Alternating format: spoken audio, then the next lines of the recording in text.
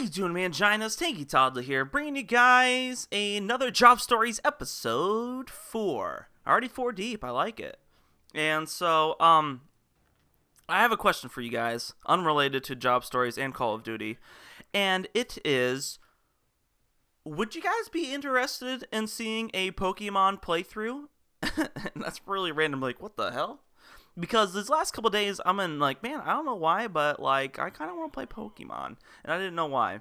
And I also thought, I was like, man, I kind of want to play the newer ones. Because, I played Pokemon Blue, Yellow. I don't know if you're familiar with these. That was the first generation of Pokemon.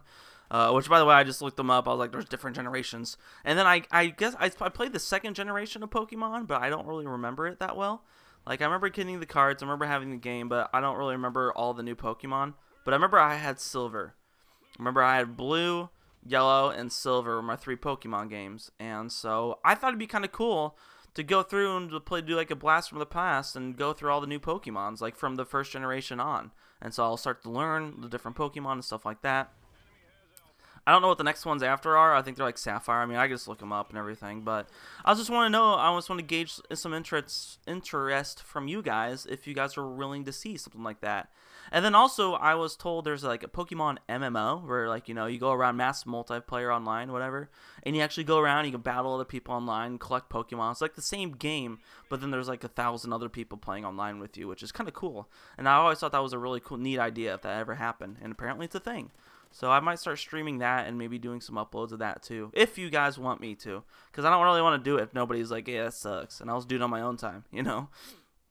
But the job stories, since I'm wasting your guys' time, let's do it. Okay, and the rest of these stories are probably going to be a little bit shorter stories, like little mini stories from different days. But not to say they're not going to be funny. They're just not going to be as long as the first story I told you guys. So anyways, these ones have to do with a little bit of stalking too. Holy shit, I have like salt or like crumbs all over my desk for some reason. I ate Burger King yesterday. So anyways, we were doing our Boys Rock show. And by the way, you guys will see all these shows and once I'm done with the first job and I go on to the next job. You guys will see like all of them. Anyway, so I was doing Boys Rock, with just us 3 dudes, and there's these like teenage girls. There was these 4 teenage girls there. They loved the show. They were clapping and everything like that. We ran around and gave them high fives. And so we grabbed that little, we had this little boom box that's on a wagon. So we started pulling the wagon back to our other dressing room.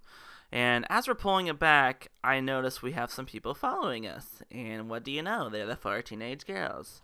And by the way, they're like preteen to teenager. Like they might have been 13-ish, 15 tops. So,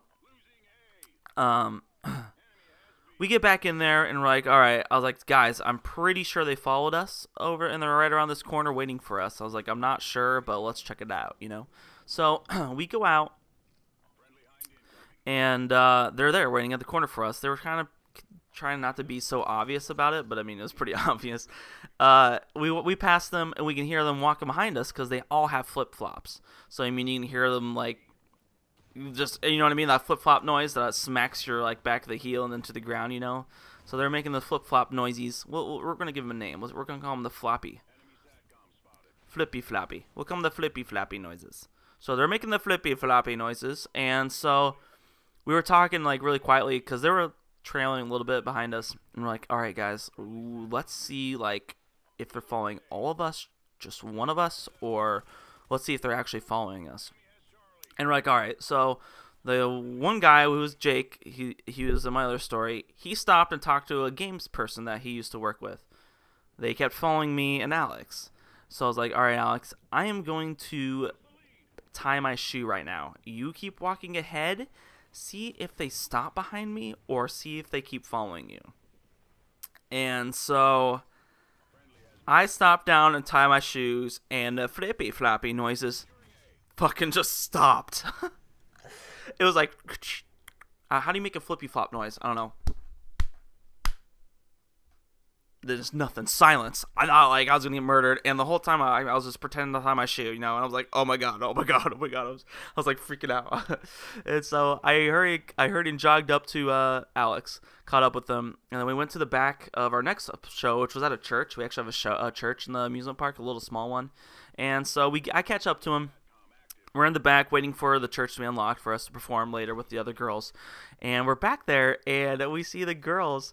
They there's this one little walkway, but like guests aren't allowed back there, and we see them like look, then walk back, and then walk forward and look again, and then walk back. Like they were just checking to see if we're still there.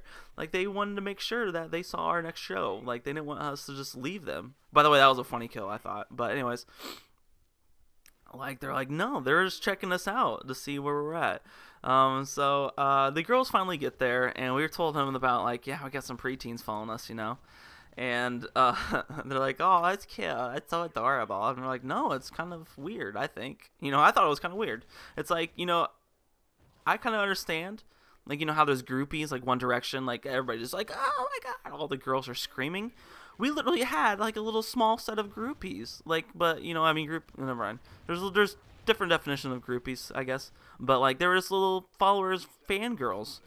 And I was like, wow, that's so weird because, like, the Backstreet Boys had them and stuff like that. And it's a real thing. And we were just at an amusement park and we had them. We had fangirls.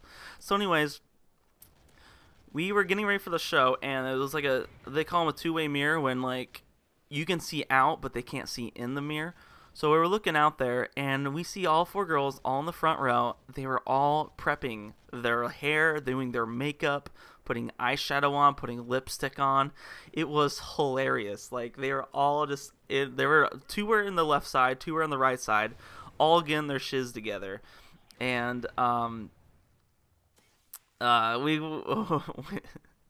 we stepped out there, and I was smiling. Because I thought it was hilarious. And then one of the guys had a solo off to my right side, and this girl, I just remember seeing her face. Her mouth was open, and she had the widest eyes and the biggest smile. Like, you know what I mean? It's like the girlfriend. What was her name? The crazy girlfriend meme. I don't remember her name now. Why can't I think of it? But she's pretty cute. These kids weren't, I mean, they're a lot younger than me, so I can't really judge. They're like 5 years younger than me probably at the time. Well, still, it's not like they're now they're only 3 years younger than me.